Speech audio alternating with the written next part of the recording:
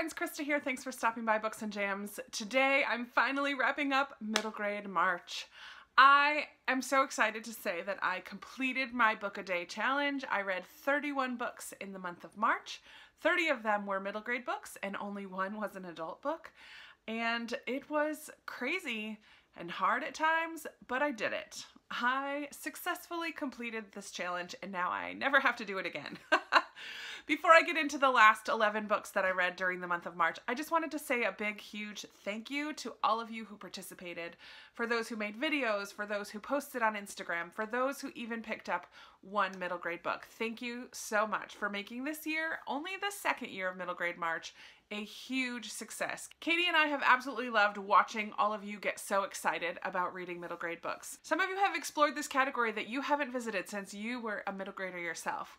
And some of you already love middle grade and found some great new books this year. Regardless of where you are within that spectrum, I'm just so thankful that you were a part of making this middle grade March a humongo success.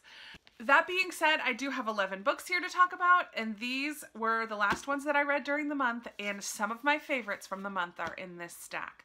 So let me just jump right in and tell you about the last few books that I read. I did complete the duology of The Wild Robot that I started this month, and The Wild Robot Escapes by Peter Brown was another joyful read.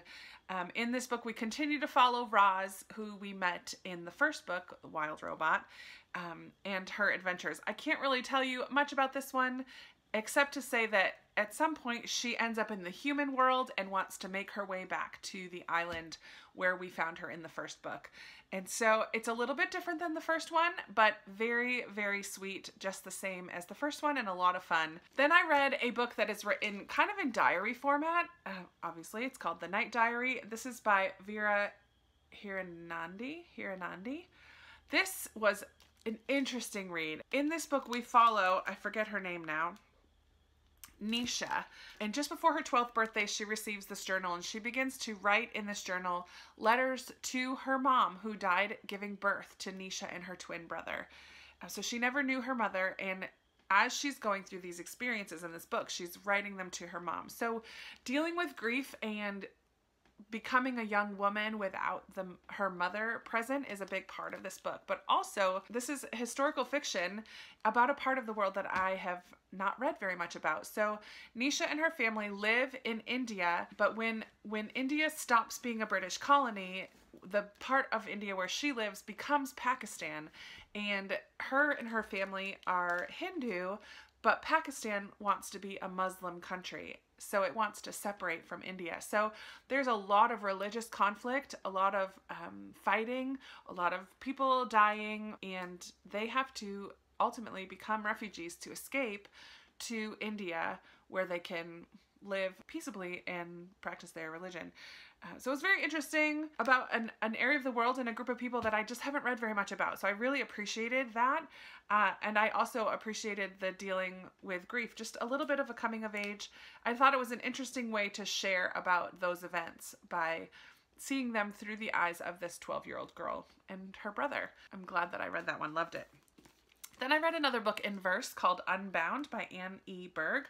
And in Unbound, we follow a young girl who is part of a slave family. She has very, very, very light skin and is brought up to the big house to work in the house. Through a course of events, she finds out that the family who raised her is going to be sold away, or part of the family who raised her is going to be sold away. And so she and that family escape into the marshes. This is just about life from the perspective of a young slave girl who is learning to find her voice and wanting to speak up, even though sometimes that gets her in trouble.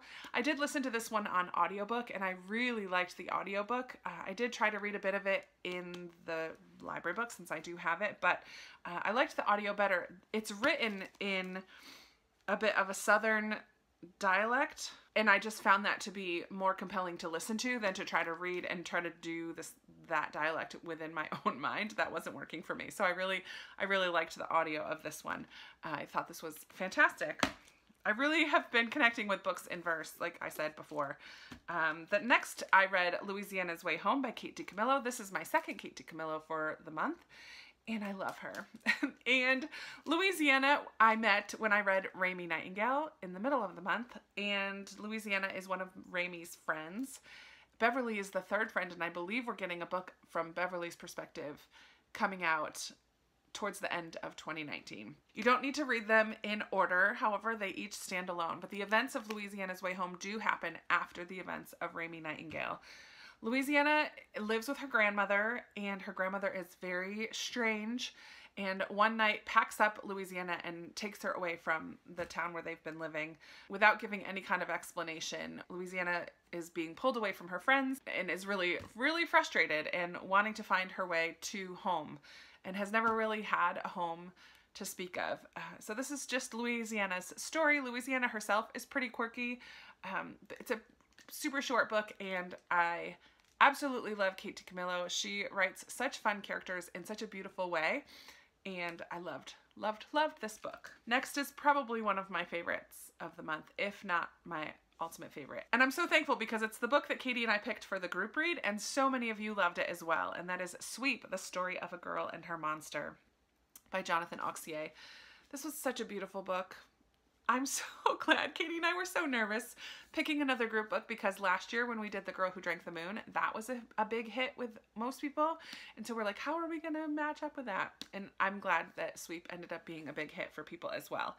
And in this book, we do get that historical aspect of things, of finding out what life was like in Victorian London a bit, mainly for chimney sweeps. And it is not at all what we see in Mary Poppins. Chimney, chimney. It's not like that at all. It's not glorified. It's not beautiful. These children, from the age of 4 and up, even as young as 4, which is crazy, were working for chimney sweeps to climb up into the chimneys in order to clean them. But we just learn about the conditions of these chimney sweeps and what life was like for them. And we meet Nan, who is a girl in this mainly boy-oriented job that is unheard of, and she's very, very good at her job. We get these flashbacks of her being raised by a sweep and their connection and the relationship that they have. And then through a series of circumstances where Nan's life is in danger, she escapes, but we meet this golem called Charlie. And Nan raises this golem, and it's about their friendship and relationship, and Nan learning how to find her voice and how to not just look out for herself, but to care for others as well. There are so many themes that are a big part of this book, such as friendship and sacrifice and caring for others and speaking up for the underdogs. So it's such a good combination of the fantasy of this golem character, and we learn a little bit about the history of golems with the Jewish tradition and folklore. We also get the historical fiction side of things, learning about sweeps. We also get this beautiful friendship between Nan and her sweep. It's just so fantastic. There are so many quotes that I wish that I had underlined. I wrote them all out, and I think I have a little paper with them written out, but I wish that I had underlined them now, but I'm not a big writer in my books. I need to get better at that. Yeah, this was a fantastic read, and I just absolutely loved it. Easy 5 stars. Let me talk quick about the adult book that I read. I read Lisa Scottoline's After Anna. This is for my In Real Life book club. I unfortunately didn't care for this. It was a quick paced book, and I was interested enough to fly through it. We have in here a murder mystery. So the two main characters are this wife and her husband. The husband is on trial for the murder of the wife's biological daughter. Through a series of events, the wife's daughter was, I should use their names. What's her name? Noah and Maggie. So Maggie's daughter, when Maggie had her daughter, Anna, she had postpartum psychosis. And her husband at the time, not Noah, her husband at the time took advantage of this. Maggie was committed into a psych hospital for a little while, and her husband had her declared unfit and basically moved the daughter to France. So this has been weighing on Maggie's heart and mind for so long. Eventually they reconnect. Anna is back in their lives, and 10 days later she's dead. So we follow this whole case. What happened? What really happened? What is going on? It was interesting enough, like I said, to continue going. The last maybe third of the book, though, as we answers start being revealed, things start being coming into the light. The whole tone and focus of the book changes. A whole slew of new characters are introduced. There's this prison sequence that seemingly doesn't have anything to do with the whole first 2/3 of the book, and it just totally changes gears, and I didn't like it. I didn't care for Maggie and the way that she so quickly dismisses Noah and his side of things, like doesn't even stop to listen to what he has to say when the stuff starts happening. Yeah, I didn't care. I didn't care for the characters in this book. I didn't care for the outcome, and I didn't care for the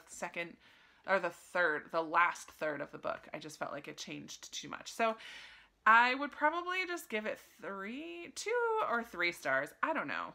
I just didn't care for it. But now back to the last 5 middle grade that I read for the month of March. I really loved this next one, and I'm going to show you the cover and you're going to be like, what? This is Front Desk by Kelly Yang, and this is such a cute cover. And I think little kids would probably love this cover. But the cover doesn't do the book justice at all. This is the story of a young girl, Mia, and her family. They are Chinese immigrants who have worked multiple different jobs, end up managing this hotel in California. Mia ends up helping at the front desk. She's about 11 years old. And her family, because of their other connections with different jobs and family and such, sometimes they house other Chinese immigrants in the hotel. They're not really refugees. They just need a little help for a night or two. And so they do this hidden. The owner of the hotel is a horrible man and totally miserable. So this book deals with immigration. It deals with bullying. Mia is moving to a new school and the way that she is treated in school. It deals with prejudices. It deals with unfair employment issues. It just deals with so many different things. It takes place in the 70s, and it's based a lot on Kelly Yang's actual life. Her family also managed a hotel for a little while when she was young. And so some of the stories and some of the things that Mia does are taken directly from her life, which is so cool. Even prejudices within her own family. Her mom just thinks that she should be really good at math and she wants to be a writer. And her mom says, oh, your English is always going to be second rate. You can't be a writer. You should work on your math. Just these stereotypes and prejudices that are just so common that it kind of calls them to the forefront. So there's a lot of heavy issues talked about, and it doesn't reflect that on this cover at all. I really did like this book, though. I think I gave it 4 stars. Wonderful. Such a good read. Next, I read another book in verse, The Colors of the Rain by R.L. Tolson, and this was another book that was breaking my heart a little bit. In this book, we have a young boy, Polly.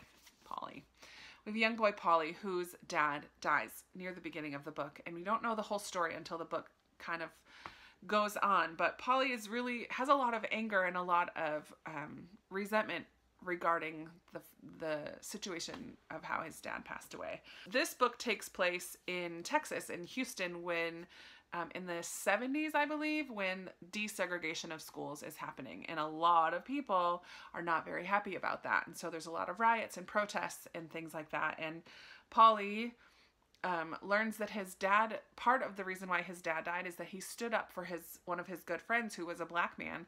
And Polly, being white, has to kind of figure out for himself how he feels about all of the situation. He starts to be a bully to one of the little black boys in his class, who just is such a wonderful picture of grace and mercy. This little boy who was being bullied by Polly was just so wonderful, and they end up by the end becoming such good friends, which is amazing.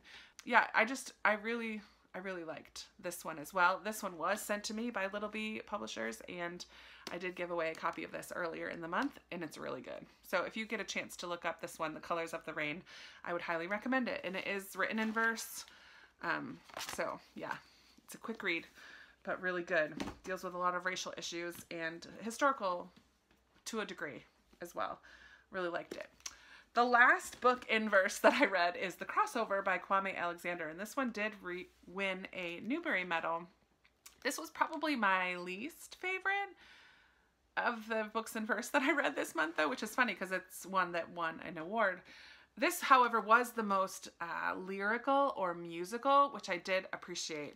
The rhythm of the poems was a big strength of this book. So in this book we follow brothers Joshua and Jordan, and they are basketball players in junior high. Oh, this is on the higher end for middle grade, almost YA. I would say 13 to 14 years old. One of the brothers gets a girlfriend and the other brother has a hard time with it and is feeling like kind of left out and unsure of what this means for their relationship moving forward. Their father was a huge basketball star who ends up getting ill in this book, and the whole thing revolves around basketball. But yeah, the definite strength of this one was the lyrical musicality. Is that a phrase? Of the way the rhythm of the poems. Some of them actually are music, they're raps, and you could definitely tell which ones, and they play a little bit more with the way the words are written on the page, and it affects the way that you kind of read them in your head, which I had a lot of fun with that. So yeah, it was great. Still liked it and appreciated it for what it was, but it was probably one of my least favorite verse books that I read this month. Then I read Harriet the Spy by Louise Fitzhugh, and this is one that was recommended to me at the beginning of the year by you guys, so I'm really glad that I got to this one this month. This is the story of Harriet, who wants to be a spy. She has this notebook that she carries around everywhere, and she kind of does spy on some of her neighbors and just writes down all of her thoughts and things about her friends and the people around her, her family, her neighbors, until one day she loses the notebook and it gets in the hands of her classmates. And that has some pretty traumatic outcomes, as you can imagine, because she did not expect anyone to ever see this, and she wrote what she thought, and sometimes it wasn't very nice. Yeah, it was a fun story, very sweet. I never had dreams of being a writer, so I don't know that I would have connected with this as a kid, but I did find it to be a fun read this month. And finally, it was Sunday, it was the 31st of March, and I was kind of done. I was kind of done reading middle grade books. I didn't want to start one of my longer books, so I took a look at my shelves and decided to pick up one last little Kate DiCamillo book. It is so little. It took me just a couple hours, not if that. It didn't take me very long at all. It's called The Tiger Rising. This is the story of Rob, who lives and works at a motel. He is very bullied on the bus and at school, very poor, has to help his dad out at work. But one day he's in the woods behind the motel and finds a tiger, an actual tiger in the cage. A new girl moves to town. Rob and this new girl sort of become friends, which is kind of bringing me back full circle, because that's sort of what happens in Bridge to Terabithia at the beginning of the month. It's kind of fun. There are a lot of similarities between this and Bridge to Terabithia now that I think about it. But Rob and this quirky girl become friends. He shows her the tiger. They have to decide if they're going to let the tiger go. And they do, and what happens from there. It's very short, I don't know that it's going to stay with me for very long. I just love Kate DiCamillo's writing. I love it a lot. So yeah, it was a nice way to end out and kind of bring my month full circle. Full circle. All right, that is it. That is the 31 books. I will link down below the first 2 videos if you're curious to see the books that I read at the beginning of the month, if you haven't already. I would love to chat with you about, how did middle grade March go for you? Did you read one book? Did you read a few? Did you read a ton? I know a couple of you tried to do a book a day with me. I know at least one other person that made it and did, or 2 other people I know of that made it and did a full 31 books, and I think both of them did more than 31, which is amazing, because I certainly didn't do more than 31. Here we go. Here are the last 11 books that I read. Let's chat down in the comments below. Give this video a big thumbs up if you liked it. Subscribe if you haven't already, and I will be talking to you in another video very soon. Bye.